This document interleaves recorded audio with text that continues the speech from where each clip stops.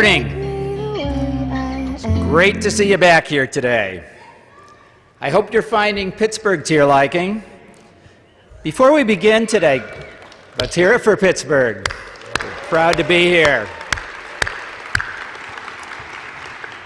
Before we begin today, I'd like to ask our Canadian friends a very happy Thanksgiving. Thank you for spending time with us on this holiday. And for those from South Dakota, happy Native Americans Day, and for many of you from the United States, happy Columbus Day.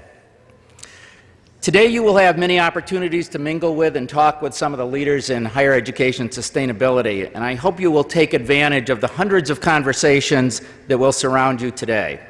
It's a special day at our conference. Today is our Leaders' Day. We have a number of presidents and chancellors from institutions in this area and around the country joining us.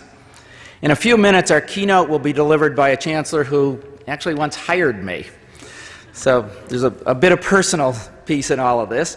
But because we have so many of our local institutions presidents here today, I'd like to recognize the host institutions that have graciously supported this conference with their time, their money, and their efforts. Many of them you've seen out here in the hallway at the table displays. I'd like to ask that when I read the name of your institution, anyone here from that institution, please stand, and I'm going to ask you all to hold your applause, your shout-outs, your demonstrations, whatever you're planning to do for your institution until we're done with the list. So let me begin with Alfred State College. I know I just talked to the president. Would the delegation please stand? Bard Center for Environmental Policy. Carnegie Mellon University. Chatham University, Cornell University, Duquesne University, Frostburg State University, Pennsylvania State University, Point Park University, Slippery Rock University, University of Pittsburgh, and West Virginia University. Please join me in thanking these institutions for their support.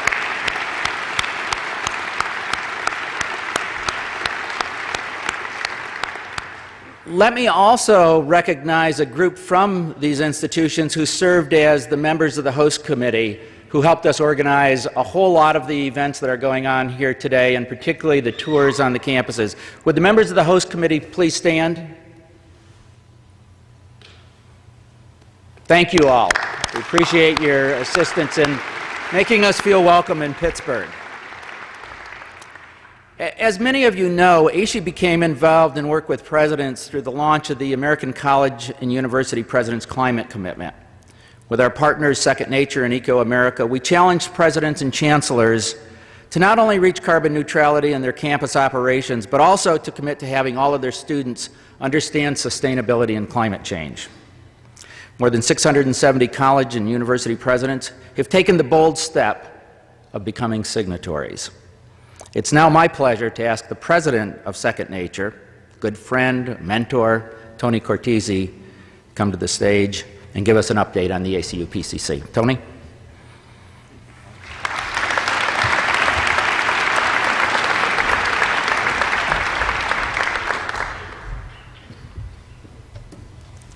Good morning, everyone. It's a pleasure to be here. Just a year after AASHE was created, AASHE, Eco America, and Second Nature came together to ask a group of college and university presidents if they would step up and make an institutional commitment to not only become climate neutral as institutions, but to ensure that all their graduates would have the knowledge and skills to help the rest of society do the same. We launched it in the beginning of 2007 with 12 colleges during the beginning of the worst economic downturn in the history of the country since the Great Depression. And today, we have, just 4.5 years later, we have 670 colleges in all 50 states and the District of Columbia that have made this commitment. They represent 35% of the student population in the United States. And it includes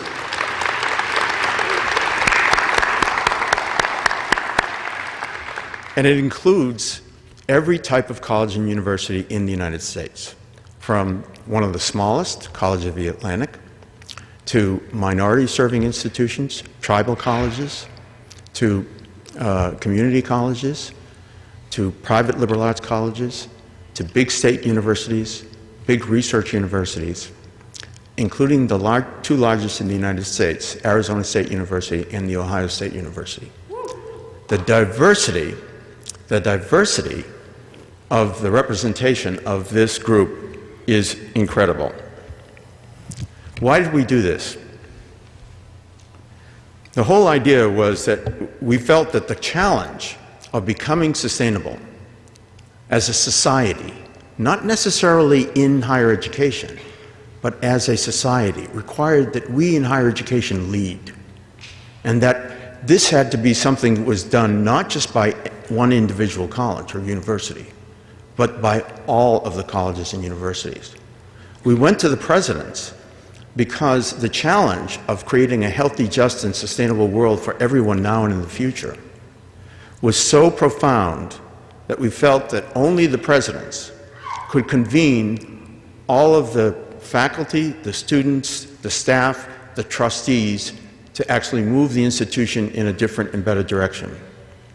And that we also felt that if higher education didn't do this, there was no chance that the rest of society could really become sustainable. Why? Simply because we are 100% of the educational footprint in society. We educate all the leaders, most of the professionals, including all the K through 12 teachers. As Michael Crow says, we have 100% of the educational footprint. What is extraordinary about this is that we are the only sector in the United States that has made a commitment to do what is scientifically necessary, that is, to become climate neutral. No other sector has done this. And what's also important is that with this commitment, no one expects all of the schools to be able to do this overnight. It was created in a flexible way so that colleges and universities could do a plan that is adaptable to them. But it is a great window into all of sustainability because it represents a tangible, accountable commitment by measuring the carbon, and therefore a window into all of the sustainability actions that we want on campuses. What's our progress in the 4.5 years? Costs are being reduced, they're being eliminated, and it's been remarkable to see what's happened. Innovation in so many different ways on these campuses are happening as a result of it. Esther Barazone, president of Chatham University, said recently that it was the president's climate commitment that allowed the kinds of discussions to occur on with the Chatham Board of Trustees and all of the staff and administrators that allowed them to build the first sustainable campus from the ground up on a 388-acre spot for Chatham University. And it's providing the opportunity for meaningful work and to learn and share from each other. One of the most important things about the commitment is the notion that, that the schools are working together to learn from each other, to share, and to advance best practices. You've heard these numbers. We have 415 climate action plans, and we have over 1,300 greenhouse gas inventories. This represents the most significant database of information about what colleges and universities are doing in terms of both their emissions and also the climate action plans in the United States. In this graph, you can see the progress that we've made from the beginning. And we have a cumulative 721 signatories. We have a net 670 signatories. Why is there a discrepancy? Well, some schools have dropped out. Other schools did not fulfill the commitment because part of the idea here is that they're holding themselves publicly accountable to each other and to their own campuses. And so some schools have actually been delisted as a result of not fulfilling the commitment. When we first started this, people said this is an empty commitment. No, it's not. and some schools have not fulfilled have been asked to withdraw from the commitment itself. There were a few schools that actually closed, so they couldn't fulfill the commitment. You see that there is a lag between the time in which schools sign and which they develop their climate action plans. And the reason for this is very simple. As a result of the commitment, you have 2 years, well, a year to develop your greenhouse gas inventory and 2 years to develop your climate action plan, which has to address climate neutrality, the interim targets, and also all of the educational changes that you are going to make. This is what we have in greenhouse gas inventories. Now, we have more greenhouse gas inventories than we have signatories. And that's because several schools have submitted several of the inventories. And every 2 years, the schools are to update their greenhouse gas emissions, so we know what kind of progress we're actually making. By the way, we have a 95% retention rate for a voluntary commitment in which the schools are saying that they're going to do something that has never been done before in this society. That is to basically get themselves off fossil fuels. That's incredible, particularly during this economic downturn. In January, we will have the reporting date for most of the schools for coming up with their updated reports on their progress in a number of areas. This is just to show you what the form would look like. We expect about 420 schools to be submitting their reports then, and by then we will have the best database available, and we will be able to analyze and demonstrate how many schools are doing renewable energy, how many are achieving climate neutrality at a certain date, and we'll be able to segment it by the different types of schools so that you all can see yourselves in it. By the way, 85 schools that have submitted climate action plans have climate neutrality dates that are before 2030. And that's really incredible. And a couple are actually climate neutral now. College of the Atlantic and Green Mountain College, which is not only climate neutral, but is saving $375,000 a year in energy costs. In January, the reports would have to indicate the following things.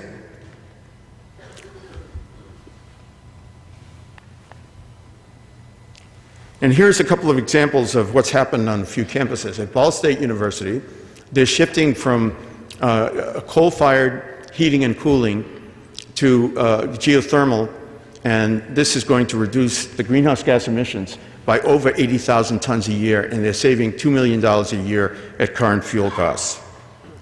At Butte Community College, look at this. They are the first grid-positive institution in terms of electricity from renewable energy, and they expect to save. And they expect to save $50 to $75 million over the next 15 years. That's incredible. Now, in 5 years when we started this, Second Nature doesn't do this alone. We had to build partnerships with a number of institutions that, and we started out with AASHE, Eco-America, and with and Second Nature, of course, and working with the Energy Action Coalition. But then we expanded to a number of other institutions. These are all the partnerships that were absolutely essential to making this transformation occur. We don't do this in a vacuum. We work with all of the other organizations that are out there, and it's made an enormous difference. We could not have done it with all these partnerships, and we won't be able to go to the next level without them as well. You see, it takes a village to really begin the transformation, and as we all collaborate and work with each other, we can make this happen. Now, the President's climate commitment is a presidential initiative, and we have a group of 26 presidents that actually provide the strategic direction and the policy for the whole initiative. with Second Nature and AASHE providing all of the organization and the support. And it is their courageous leadership that's made a difference. So I would like to ask all of the members of the steering committee of the President's Climate Commitment, who are all presidents, and the presidents and the former presidents of colleges and universities that are signatories that are here today, to please stand up and let's give them a round of applause for what I would call, what somebody yesterday said, a great phrase. They are rigorously courageous in trying to lead the institutions in this direction. So would you please stand up?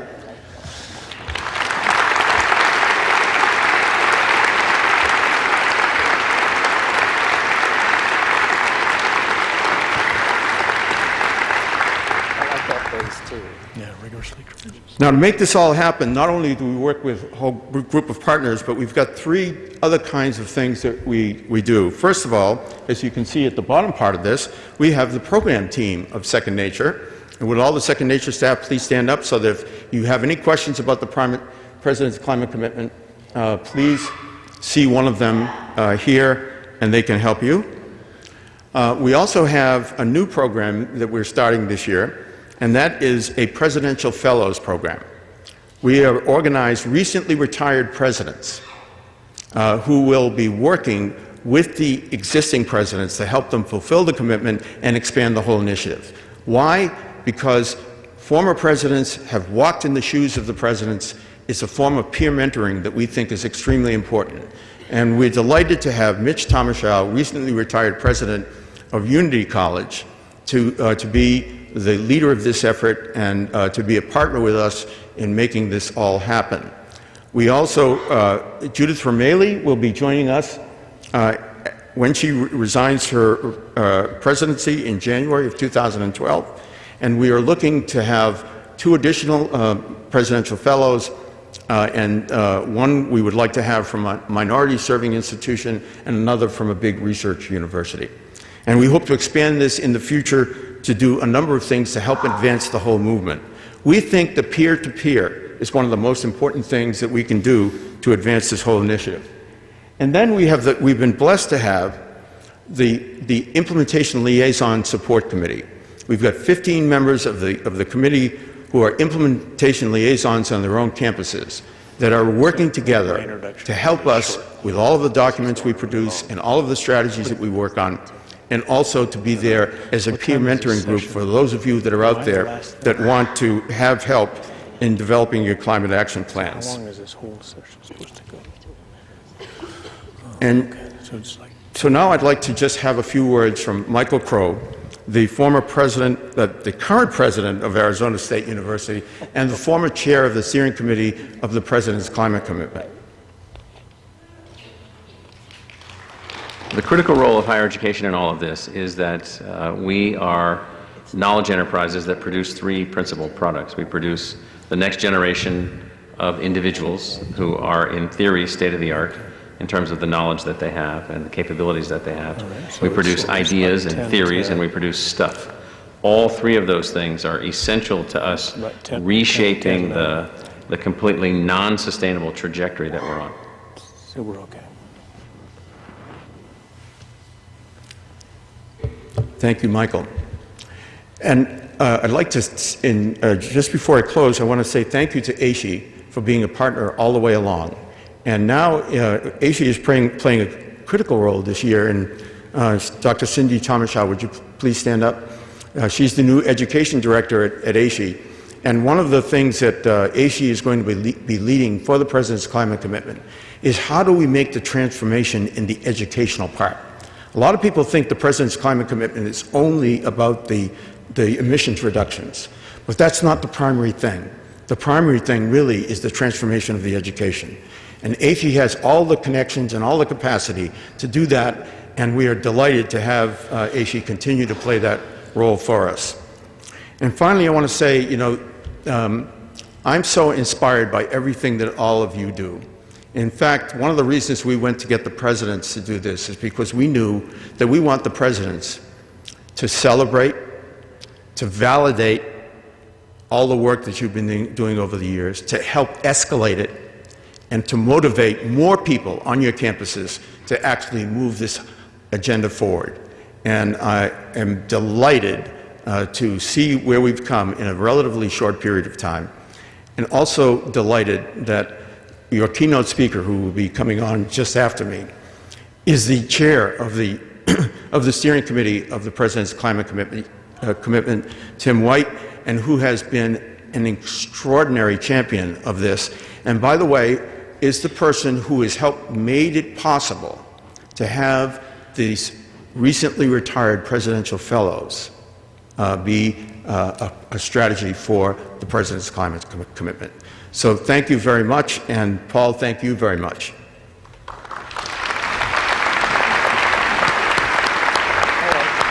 Okay. Well, thank you, Tony, for the update and for all of the challenges that come with the ACU-PCC. It's now my pleasure to ask Yolanda Moses to come to the stage to introduce our keynote speaker. Yolanda is one of our conference co-chairs, a role that she's played now for several AASHE conferences. She's also a founding member of the AASHE Board of Directors and currently serves as the Associate Vice Chancellor for Diversity in the Chancellor's Office at the University of California, Riverside. Please welcome Yolanda Moses, a wonderful friend and colleague. Thank you, Tom.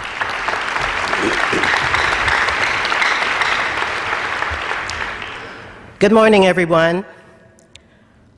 It is my pleasure to welcome our keynote speaker. Just a short introduction, but first I'd like to say that you all know that AASHE is a thought leader for higher education for sustainability. That's how we're positioning ourselves. And sustainability for us is about intersections and integration among environmental, social, cultural, economic, and political forces. And we strive to bring speakers that embody the value of that interconnection and those intersections to be our speakers. So it is a particular joy and pleasure for me to introduce a person who embodies that, and to also introduce my boss, Dr. Timothy White. And he told me to keep it short, and that's exactly what I'm going to do. Timothy White, the 8th President of the University of California, Riverside.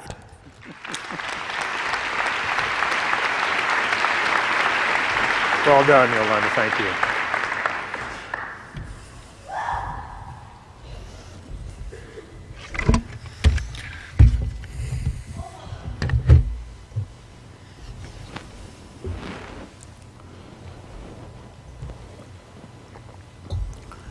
Well, good morning, everyone. Come on. Good morning, everybody. 7 o'clock for me. What's the matter with all of you? It's an honor. It's a distinct honor to be asked to address this group of panelists and participants, and students and leaders, researchers and educators in higher education on this issue of tremendous importance. And so to Yolanda Moses and to Paul Rowland, to Tony Cortese, and to all of the folks here from AASHE, as well as the President's Climate Commitment, thank you very much for the invitation. But I'm not speaking about issues that just confront us in this room, but really, as we all know, we're discussing at this meeting issues that confront our society as a whole. So I'm going to focus, though, today on what I imagine to be some of the key issues that we should be mindful of in higher education in addressing the issues of sustainability, and I seek to cover 4 main points. The first is to think a little bit more deeply about what the definition of sustainability is, the complexity and all that it encompasses. It has, as you know, many dimensions, many layers, and many impacts. I then plan to discuss briefly 2 myths and a fact. What do we mean when we talk about the quality of life? How do we think about it? How do we act on it? This gets then to both our values and our actions, our behaviors at a personal level and in aggregate as a society. Focus a bit on the third thing, the issue. Why is it so urgent? What is the compelling story that we need to do here? What trends of population, consumption, technology, and the list goes on that we need to address going forward? And finally, and perhaps most importantly, and hopefully a bit provocatively, ask What's the solution? How does all of this come together? How can we best continue to tackle and make progress on tackling this complex, multifaceted issue? How can we accelerate progress and the key role of higher education as a model, but as well as in transforming our society? And I wish to thank Tony Cortez and Cindy Giorgio, Francis Fernandez, and John Cook for their generosity of both ideas and effort in helping me assemble this address today. So let's start with the definition, sustainability. It's a word that derives from the Latin sustenere. Tenere means to hold, and sus means up. So the root word then of sustain means to hold up, to maintain, to endure. And it's no accident then that Rachel Carson's landmark book is titled The Obligation to Endure. The second chapter is entitled The Obligation to Endure. And we first started using the word sustainable back in the context of the 1960s, when I was a college kid, and the publication of Silent Spring and the emergence of what was then a fledgling environmental movement, more perhaps a social movement at the beginning. Now it is clearly deeply rooted in science and in education. Before long, that context broadened to include the economic and social dimension of sustainability, because tensions were already beginning to arise between the economic and environmental interests and those who felt that the path to economic development was going to be stymied, as well as the pathway to growth. Multiple political perspectives emerged and began to shape, and in some cases have started to pervert the dialogue around sustainability and public policy. Soon, scholars and humanitarians began talking about the human dimensions of sustainability, the inequity between those with access to resources and those without, the Great Divide. And more particularly, they point to the poverty afflicting 3.2 billion people today, who live without sanitation and live on less than $2.50 US dollars per day, and the fact that the depletion and redistribution of limited natural resources are and were exacerbating the problem.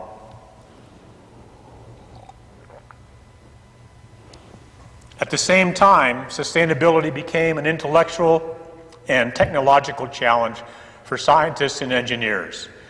Could we reduce our reliance on fossil fuels, improve waste management, and limit the greenhouse effect? How exactly could we measure the toll human activities were exacting on our natural environment, the air, the water, the soils, and the seas? What could we learn from this information? And what sea change and policies are required to sustain our quality of life as the population grows and as countries develop? And in the end, a sobering realization that the bottom line in defining sustainability is that it is inextricably intertwined with not only our values, but our actions and behaviors, both personal and societal. I will explore that issue in just a moment, but first let me discuss how this concept affects our definition of sustainability. At its simplest, sustainability may be described as sustaining or improving the quality of human life while living within the carrying capacity of the earth. But this definition shortchanges any discussion of our values and behaviors, and the call to action that I'll get to later is implicit in any true commitment is necessary to take on our values and our behaviors.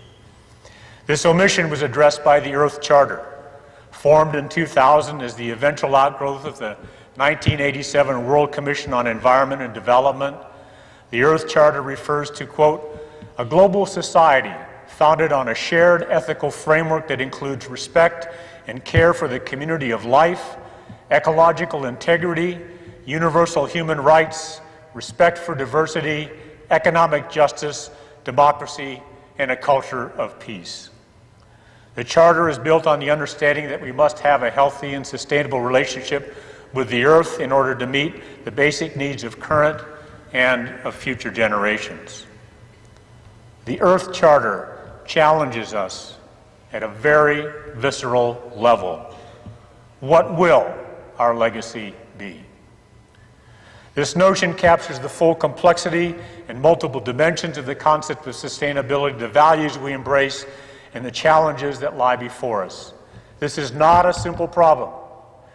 This is not going to be found with a simple solution, but it simply must be solved, and universities and colleges will be the engine that does so.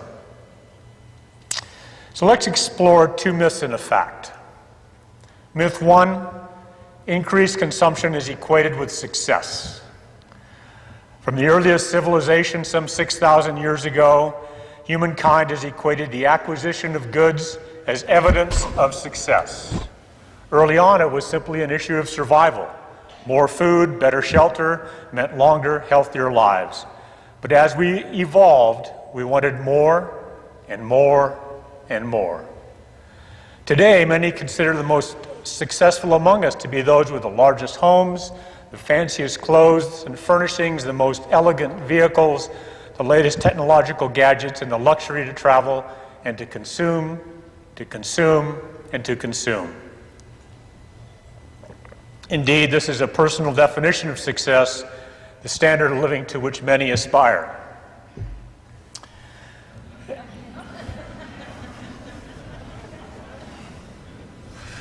Should say humankind, sorry, for half of you. So this is a personal definition of success, the standard of living, as I said, to which many aspire. But looking at recent history through a strictly economic lens, we have been enormously successful by this definition. Since 1950, the world economy has experienced a tenfold growth. Personal income has grown fourfold and has significantly boosted our standard of living. But is this really progress? Ecologically, the answer is no. Our existing ecological footprint requires, and listen to this, it requires today 1.5 Earths to sustain our worldwide level of consumption currently. Already, our account is overdrawn.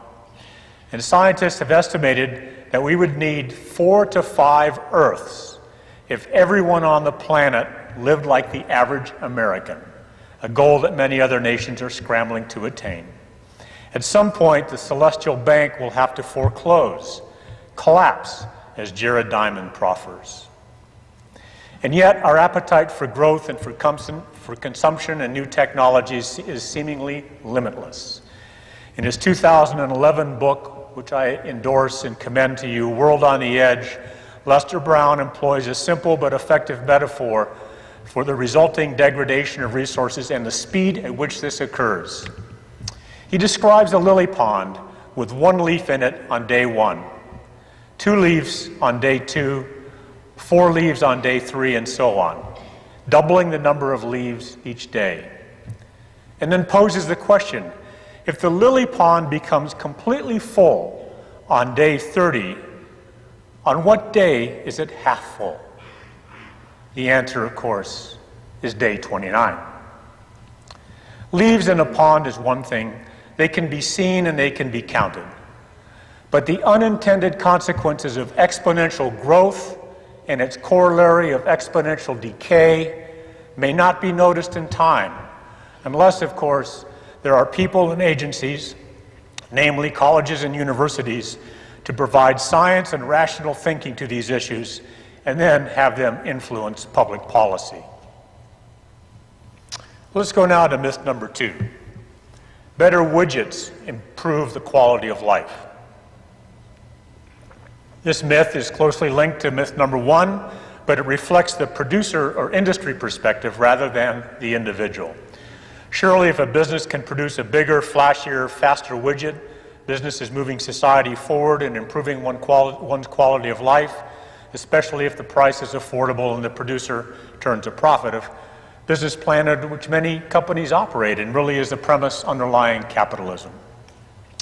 For example, with the recent passing of Steve Jobs, the eulogies speak convincingly and powerfully of a better connected and informed life because of his genius.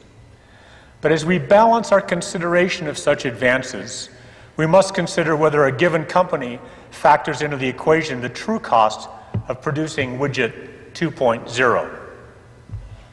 What fossil fuels were used in its production? How much water was consumed in cooling the manufacturing plant? What chemicals were released into the air, into the ground, and the water during the production process? How much fuel is used in the delivery system to get the widget to market? And what are the true costs later on of removing that product from the marketplace? Now, sometimes the manufacturers or consumers of a widget may actually do a public good in an environmentally responsible thing. Obvious examples of building vehicles with greater fuel efficiency or replacing 25-year-old refrigerators with those that are more energetically favorable. So when consumption or production is coupled with a positive, sustainable goal, it can be a public good. But I would argue that even in these instances, we often fail to take into account the full, true cost of developing, manufacturing, delivering, using, and disposing of those widgets, the true life cycle. In the manufacturing Feldom, the environmental costs are factored into the price of the product that is sold. Lester Brown talks about gasoline as an example. I found this very insightful. At the time of his writing, pumping oil, refining it to gas, and delivering it to service stations cost roughly $3 per gallon before the retail markup. But the indirect costs, such as climate change, oil spills, respiratory disease, our military presence in the Middle East to ensure that the oil keeps flowing, totals the true cost to be not $3 per gallon, but $12 per gallon. A fourfold increase in cost few consumers would bear, but more importantly, a cost for which no one anywhere along the line is held accountable. Now, to be fair and also to be encouraged, the message is permeating some layers of business, government, and labor leaders, and they are discovering that green can make very good business sense. DuPont has saved $3 billion, that's with a B, $3 billion since 1990 by reducing heat trapping emissions by 72%. And Interface Inc., the world's largest modular carpet manufacturer and one of the world's leading companies in economic, social, and ecological sustainability, netted $433 million with their zero-tolerance waste program. The 10 growing campuses of the University of California have committed to reducing greenhouse gas emissions and cutting our energy costs by $36 million annually, with the goal of reducing our overall energy use 25% to the 2000 greenhouse gas emissions, levels by 2014. So let me rephrase that. The entire UC system is going to reduce our greenhouse gas by 25% by 2014 and 50% by 2020. And we've embarked on 3 broad strategies. We just discussed them among the chancellors and president and the vice presidents just last week. The continuing effort on deep energy efficiency via e-savings retrofit projects, energy-saving retrofit projects, to obtain renewable energy from very large scale, mostly off-site wholesale sources, and to procure biogas on a very large scale for the central plants that power many of the UC campuses. So much for myth number 2. Finally, let me focus on the fact.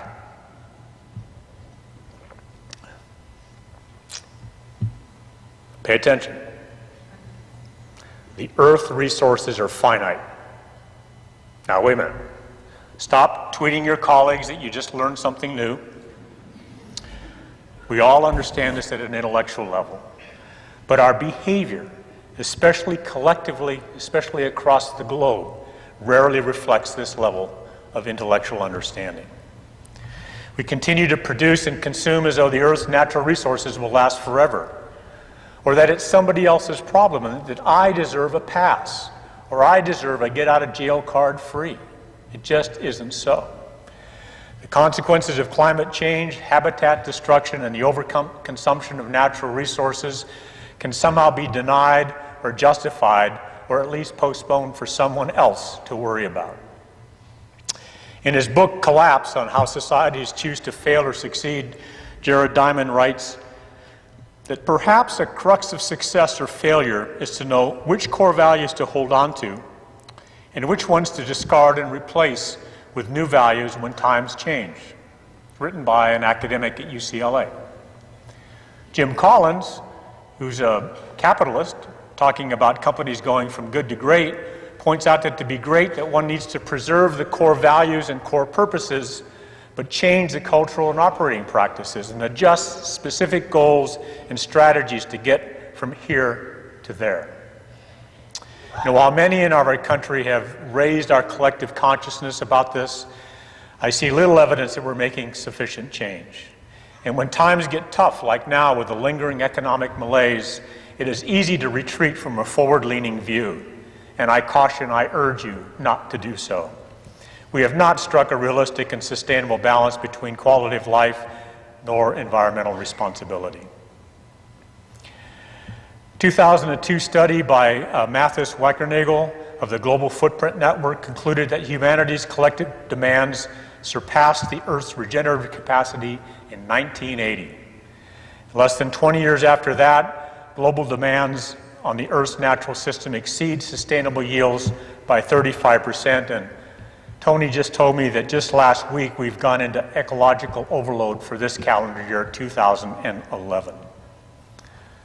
So this brings us to where we are today, that we are currently living, functioning, manufacturing, prospering in a way that is environmentally unsustainable,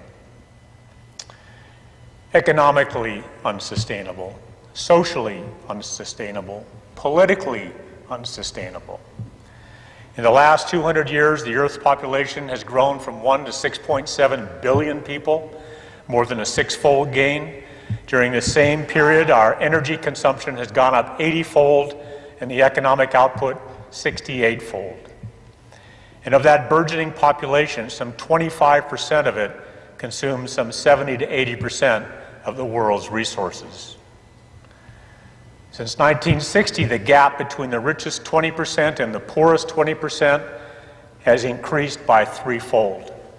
And at the same time, developing countries are building their infrastructures and economies, their consumption rapidly increasing, while in their haste to catch up to the West, they are paying insufficient attention to the impact on the Earth's resources. But we can hardly blame just the developing world, because the developed countries themselves continue to develop more, further straining the Earth's limited capacity.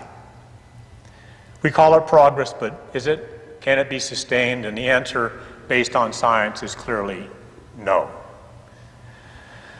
So in our zeal to be competitive, we've not taken the time to reach agreement on the Earth's carrying capacity, nor have we identified our collective responsibility to sustain its resources, nor adhere to the values that will lead to a prosperous, peaceful, and just global society, not only for the current, but the future population that is anticipated to reach 8.5 to 9 billion people in just 40 years. Those of you that are students here, by the time you're my age, there will be 9 billion of you.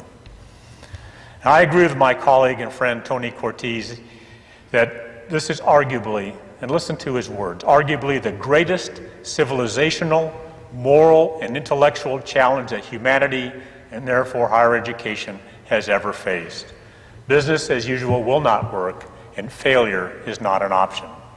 But there are bright spots, and no one was more influential in promoting that vision than the Kenyan Nobel laureate Wangari Maathai, whose plan to speak at this conference was sadly thwarted by her untimely death on September 23rd. She founded the Greenbelt movement, dedicated to replacing Kenya's decimated forests. Her unique insight was that the lives of people in many developing countries would improve if economic and social progress went hand in hand with environmental protection. She conceived of a tree planting movement as a source of employment in rural areas, a way to give new skills and empowerment to Kenyan women, power, education, nutrition, and much else. But her movement was not just about planting trees, it was about why trees are planted, and the social side of how tree planting works, and the political work that it goes along with it, and the vision that sees the loss of forest as translating into loss of prospect for people down the road. And that brings us full circle back to Rachel Carson, who concludes in the second chapter of Silent Spring, the chapter that I mentioned earlier entitled The Obligation to Endure, with the following words. The public must decide whether it wishes to continue on the present road, and it can do so only when in full possession of the facts. So let's move now to the more important part of the solution and the vital role of higher education. I've discussed the complexity of sustainability and some myths and facts and the myriad of issues that we face. So where do these challenges, the environmental, economic, political, social, intellectual, technical, and cultural, all come together? Where can the public turn to get, as Rachel said, the full possession of the facts? It's us. It's higher education. The solution must be driven by us, our institutions, the people in this room, and our university colleagues around the world. From community colleges and small private institutions to huge public research universities, we have a unique role in untangling the myths, developing the facts, creating the solutions, and providing overall leadership to the many and complicated dimensions of sustainability. But in order to walk the talk, we must study the talk and we must teach the talk. The fact that you're here today probably means that you share the sentiment of one of my colleagues, John Cook, who heads up our sustainability efforts at the University of California, Riverside. John says, if we can't envision a university being sustainable, how can we expect society to achieve sustainability?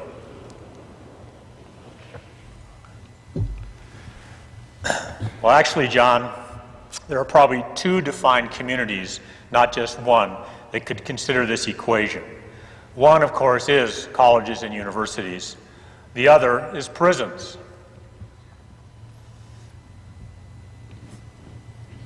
The other is prisons. Okay. Bear with me. In both cases, you have a defined population that spends time on campus for a finite period of time, except, of course, sentences for life. And you have a village full of a range of energy-consuming and waste-producing activities. Prisons have the advantage of being able to force several behavior changes. They generally don't use shared governance, and they certainly have more resources. At least in California, prisons receive significantly greater percentage of the state's budget, 11% compared to 7% for higher education. But despite the enduring qualities of the nation's prisons, universities have a clear advantage because we are the cauldrons of innovation, experimentation, discovery, and learning. And most importantly, the opportunity to create human capital that will make a positive difference. So let's get back to John's statement. It is richer, perhaps, than may first appear. It implies that a university can be a model for the rest of the world. Also inherent in his words is the implication that a university has many of the necessary ingredients, the intellectual and technological resources to become sustainable. But more than that, more than being a model, we have as our mission the very element of teaching, research, engagement, and the powerful engine of faculty, students, and postdocs required to be agents of change. We are in the business of knowledge. Its acquisition, its development, its preservation, and its transfer, and its application to society's needs. Research universities are acknowledged leaders in developing innovative technologies. And even before the advent of the land-grant institutions in 1862, universities have been known to engage with their communities locally, regionally, nationally, and internationally. So through this array of missions, we're in the greatest position, as Tony said earlier, to provide leadership for the cultural transformation that's going to be required for our globe to be sustainable going forward. So how can we do better and do more to take on such an enormous challenge? First, we can serve as models for sustainable practice. We are, as you know, microcosms of society. Take my campus, for example, in Riverside. We have a student and employee population of about 27,000 people. We're roughly the size of an average town in America.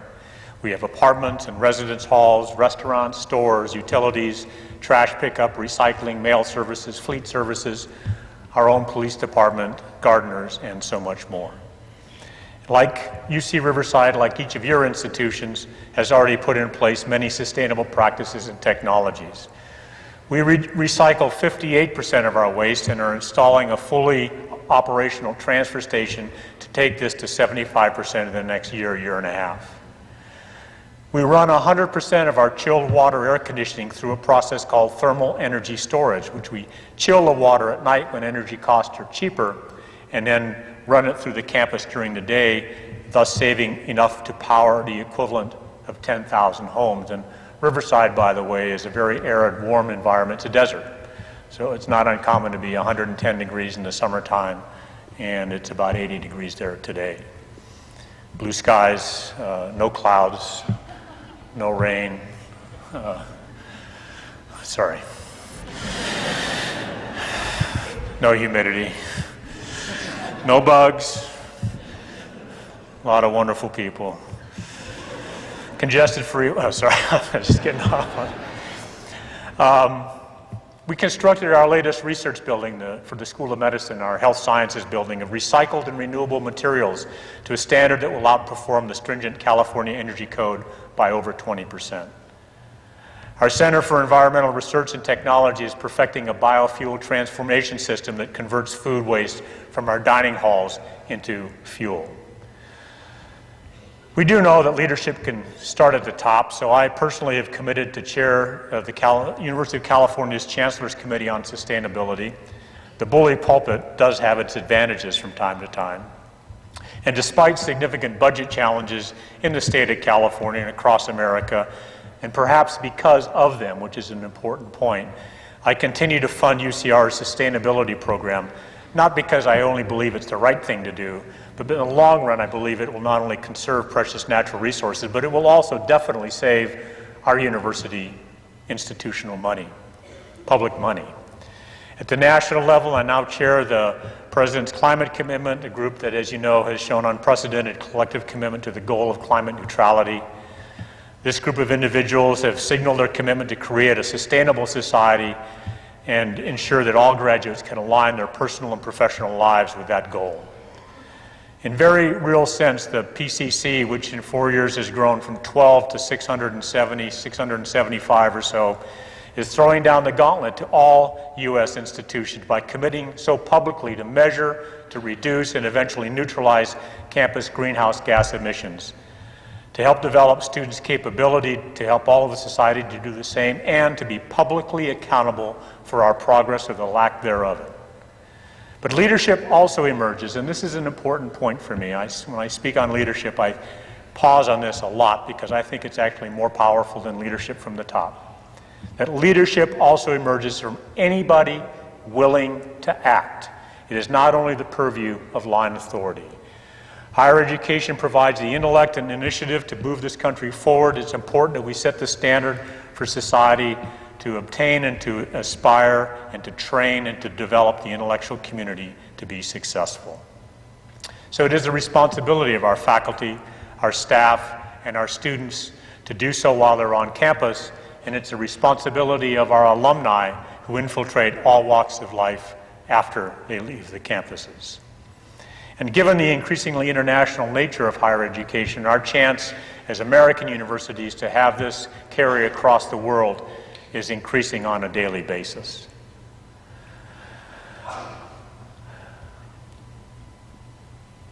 Our students at UC Riverside have taken the initiative, as I just suggested. They've created a community garden where students grow their own food in sustainable ways, and they donate the balance to local charities where people don't have access to fresh vegetables and fruits.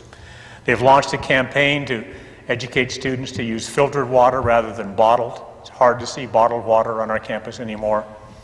And in a true showing of commitment by students, they've voted to tax themselves $2.50 per quarter to finance such measures as installation of solar panels.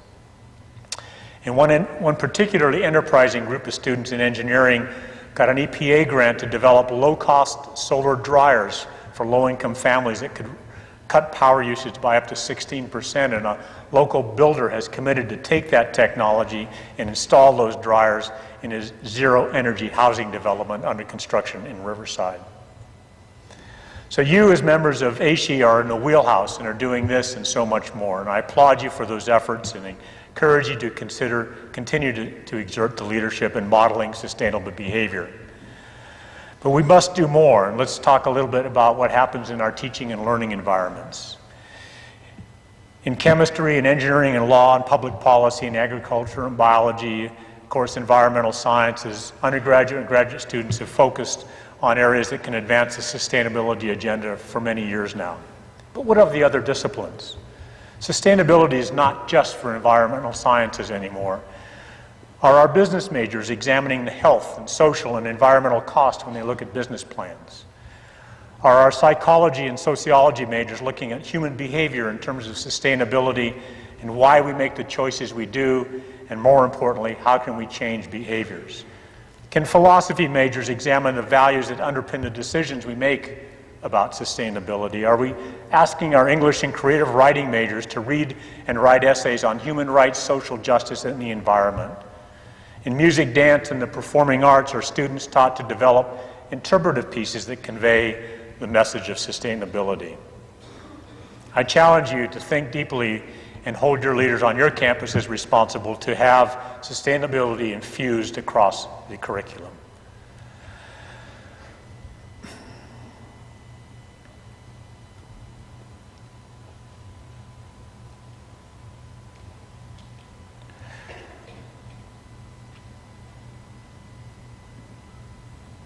I just wanted to jump ahead here for a second. I wanted to point out that in addition to what we do on campus, the engagement with our communities provides so many benefits. First of all, it's a natural laboratory for much of our work. But secondly, for those of us who work in the public sector, if we bring value to our regional communities, our state, our country, it helps us in that groveling for state resources to help support the enterprise. So partnering with our communities is good for the community, good for learning, good for research, and good for politics. Decades ago, our campus broke ground with the county of Riverside, which is one of the largest counties in America, I think the third largest county in America. Riverside County and San Bernardino County is larger than about 17 states in the United States, to give you a sense of geographic area and population. We partnered with the county to develop the nation's first regional habitat conservation plan. And today that partnership continues to blossom with our scientists conducting monitoring, sensing, and modeling studies throughout the county. And why that's so important is the issues about the great turtles and the life out in the desert as solar panels are now being put in throughout Riverside County. Having the baseline data of what it means for the ecosystems of flora and fauna and for water and for air has been very, very vital in knowing how to place those facilities, rather than having the argument that it's going to ruin things and we can't move forward with solar power. So these studies provide research opportunities and provide valuable guidance to the county for policy and for construction activities, land use planning, and the like. Many other examples exist. We can work with businesses, government, K through 12 education, the arts, healthcare, civic organizations, and other groups to contribute to the environment. And it's also a way in which our students can learn to engage while they're students, and when they leave as alums, they continue to engage in their communities. Everybody wins: our students, our faculty, our communities, and most importantly, our planet Earth. And of course, this is about the people who are not even here yet, which of course raises that nagging legacy question for all of us and for each of us that I raised earlier. What will our legacy be? So in the past, society has summoned the will to do the seemingly impossible. We've defeated totalitarianism. We put a man on the moon. We increased the number of people that can be fed. We've eradicated some diseases and diminished others, and the list goes on. For all of those, higher education was at the center of each of them. So now is our time. Again, we must step up and create a low-carbon, low-waste, socially just, and sustainable economy on a vast scale. Let me close by asking you to think deeply of the difference we can make if each of our institutions and our sister institutions throughout the world make and act on this commitment. Collectively, our network can have a global reach, a reach that can make all the difference for our vulnerable planet. Imagine the impact in the political capital if all colleges and universities in the world joined the ACU PCC 670 and counting, that 670 colleges and universities which have publicly committed to research and education for and the practice of sustainability and climate neutrality. Clearly you are committed, or else you would not be attending this conference. But now we need to redouble all our efforts, not only to influence our own institutions, but to encourage our communities and our sister institutions around the world to engage in these efforts. In collapse, Jared Diamond identifies 5 factors that contribute to societal collapse: climate change, hostile neighbors, loss of essential trading partners, environmental problems, and society's response to environmental issues. The first 4 may or may not prove to be significant as time goes on, but the 5th, our response, our behavior, always does become the main factor. In this sense, then, society can choose whether it succeeds or fails. And that decision can start with us. As leaders in higher education, we make a difference. We can be the catalyst that begins and continues to realign personal and societal values, that develops new technologies and strategies to advance sustainable practices, and that inspires and engages our global community in choosing success. We are all leaders. Let higher education show the way to a new sustainable world. To quote just about everybody, if not us, who? If not now, when? Let me finish with an observation of the late Christopher Reeve. You know him, Superman. And I understand he said this when he was working to learn how to walk after his catastrophic cord section from a horse accident. He spoke about this from a personal therapy perspective. He also spoke about it as a way to promote research and education and policy and stem cells and other promising areas of regenerative medicine. I ask that you think deeply about his words that I now paraphrase. At first, many of our dreams and goals seem impossible. With continued work and effort, they then become improbable. And then, when we summon the will, they become inevitable. Thank you very much.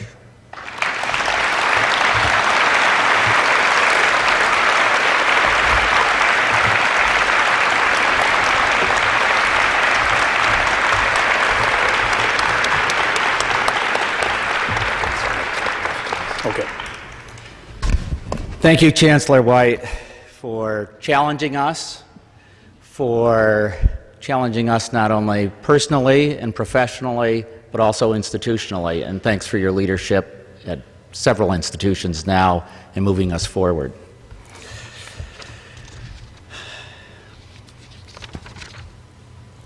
AASHE conferences are often filled with surprises, typically pretty good ones. It was in the 2008 AASHE conference that it was first suggested I might want to apply for this job as executive director, and look what happened. It was a surprise. And this year I'm standing on stage, just stood on stage with my former boss, Tim White, who hired me in part because I had worked with faculty on sustainability. It was the first time I'd ever had a conversation with a president about why I was worth being hired. And so good surprises have come out of AASHE conferences, and I want to move on to another surprise right now. Today it's my pleasure to introduce Mark Orlowski, the president of Sustainable Endowments Institute, who's going to be launching a program here, the $1 Billion Green Challenge. Mark?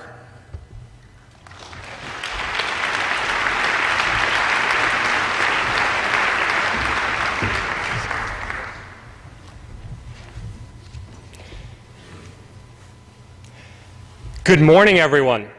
Thank you, Paul, and thank you to the entire AASHE team for organizing an amazing conference. What I'm about to share with you is the product of almost 2 years of preparatory work. And now we are delighted to join with AASHE and with our 14 other partner organizations to announce the national launch of the $1 Billion Green Challenge. The challenge invites colleges to invest a combined total of $1 billion in self-managed green revolving funds to finance energy efficiency upgrades at your institutions. Establishing a green revolving fund benefits your institution by transforming energy efficiency upgrades from perceived expenses to high return investment opportunities. Now, how does this work? The green revolving funds invest in energy efficiency projects to reduce energy consumption and then reinvest the money saved in future projects. They are called revolving funds because the funds are being lent to specific projects, and then the projects repay the loans using the cost savings. Recently, we invited colleges from across the United States and Canada to lead the launch of the $1 Billion Green Challenge by joining the Founding Circle. I'm pleased to announce this morning that a diverse group of 32 institutions have signed on. Please join me in recognizing representatives from the Founding Circle institutions.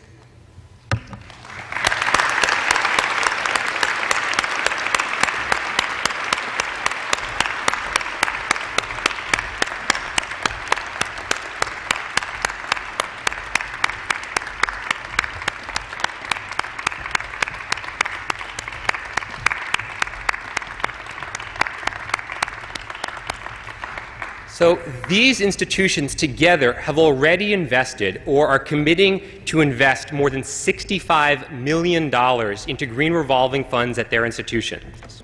Founding Circle participants range in size from large institutions such as Arizona State, Harvard University, and Stanford, to small and innovative institutions such as Northland College, Green Mountain College, and Unity College.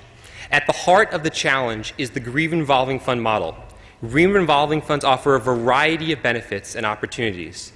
And here's a brief glance at some of these benefits.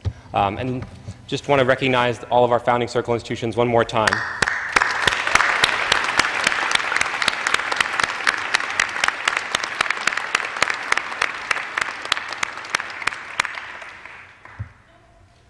So I also briefly want to touch on some advantages to joining the $1 Billion Green Challenge, which include a web platform that will be launching early next year to help institutions efficiently and easily manage green revolving funds.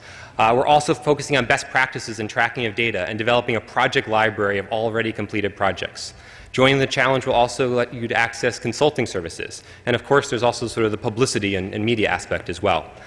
So with this, why don't we have our Founding Circle institutions exit the stage, because I want to also recognize this outstanding support that the challenge has received from our 15 partner organizations and our 36-member advisory council. And now I'd like to ask all of our advisory council members present to come on stage to be recognized, as well as our staff. That's me, right? What? That includes the advisory council? No, that's Stan. So, John, what?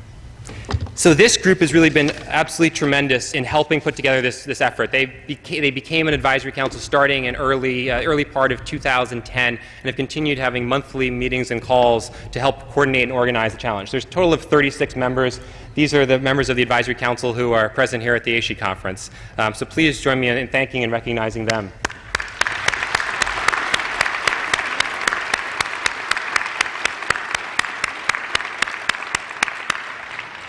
A special thanks to AASHE, which has been tremendously supportive, and to the whole team at Second Nature for helping link the challenge with the President's climate commitment. And I also want to thank the Kresge Foundation and the Rockefeller Brothers Fund, as well as our 6 other funders, for believing in this model and giving us the resources to make this initiative possible. To sum it up, come, learn more at tomorrow morning's panel that we're hosting on the $1 Billion Green Challenge, and find out how the challenge and the Green Revolving Fund model can benefit your school. We also want to invite you to join a discussion about the challenge at lunch tomorrow. $1 billion is an ambitious goal, but with all of us facing rising energy prices, we think this is an exciting win-win initiative, and we hope you'll join us. Thank you.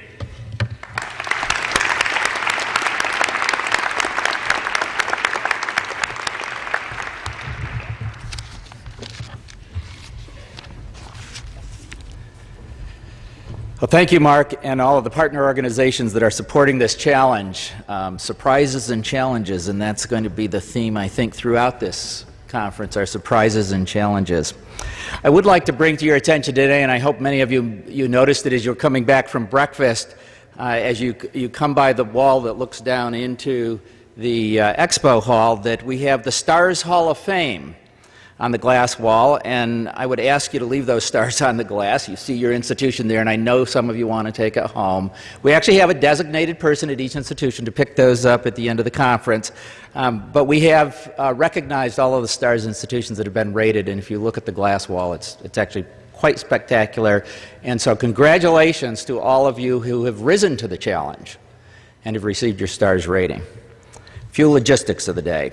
Remember that this afternoon we will be holding a posters reception in the expo hall between 4 and 6 this afternoon, and I understand there's going to be some pretty interesting food there. So I hope to see you there later this afternoon. Have a great, thoughtful day, and enjoy. I'll see you later.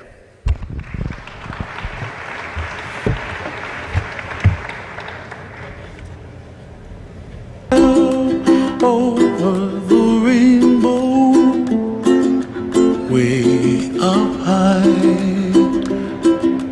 and the dreams that you dream of once in a lullaby.